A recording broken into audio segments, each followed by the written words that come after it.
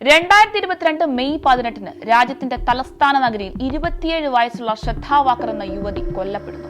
പക്ഷേ കൊലപാതകം നടന്ന 6 മാസത്തിന് ശേഷമാണ് സംഭവം പുറം ലോകം അറിയുന്നത്. സുഹൃത്തുക്കളിൽ നിന്നും 2 മാസത്തിലേറെയായി അവളെ ബന്ധപ്പെടാൻ കഴിയില്ലെന്ന് തിരിച്ചറിഞ്ഞ ശ്രദ്ധയുടെ പിതാവ് നൽകിയ പരാതിയെ തുടർന്നാണ് ഈ ഒരു കൊലപാതകം പുറം ലോകം അറിയുന്നത്. സ്വന്തം കാമുകൻ തന്നെ ഇത്രയും പൈശാചികമായ രീതിയിൽ കൊലപ്പെടുത്താനും മാത്രം എന്താണ് ശ്രദ്ധയുടെ ജീവിതത്തിൽ സംഭവിച്ചത്? ആരാണ് ശ്രദ്ധ വാക്കർ? തികച്ചും യാഥാസ്ഥിതികമായ ഒരു കുടുംബത്തിലായിരുന്നു ശ്രദ്ധയുടെ ജനനം. അതുകൊണ്ട് തന്നെ ശ്രദ്ധയുടെ പ്രണയം അംഗീകരിക്കാൻ സ്വന്തം കുടുംബം തയ്യാറായിരുന്നില്ല. ഈ കേസിലെ പ്രധാന പ്രതി മുംബൈ സ്വദേശി അഫ്താബും ശ്രദ്ധയും പരിചയപ്പെടുന്നതും പ്രണയത്തിലാവുന്നതും ഡേറ്റിംഗ് ആപ്പായ ബംബിൾ വഴിയാണ്. പിന്നീട് കോൾ സെന്ററിലെ ഒരുമിച്ചുള്ള ജോലിയിൽ വരെ എത്തി ആ ബന്ധം. എന്നാൽ മറ്റൊരു മതവിഭാഗത്തിൽപ്പെട്ട അഫ്താബിനെ ശ്രദ്ധയുടെ വീട്ടുകാർക്ക് ഒരിക്കലും ഉൾക്കൊള്ളാൻ കഴിയുമായിരുന്നില്ല. പിതാവായ വികാസ് വാക്കർ മകളെ പ്രണയത്തിൽ നിന്നും പിന്തിരിപ്പിക്കാൻ പല വഴികളും നോക്കി. കുടുംബത്തിന്റെ ശക്തമായ സമ്മർദ്ദങ്ങൾക്കിടയിലും ശ്രദ്ധ അഫ്താബുമായുള്ള ജീവിതമാണ് തിരഞ്ഞെടുത്തത്.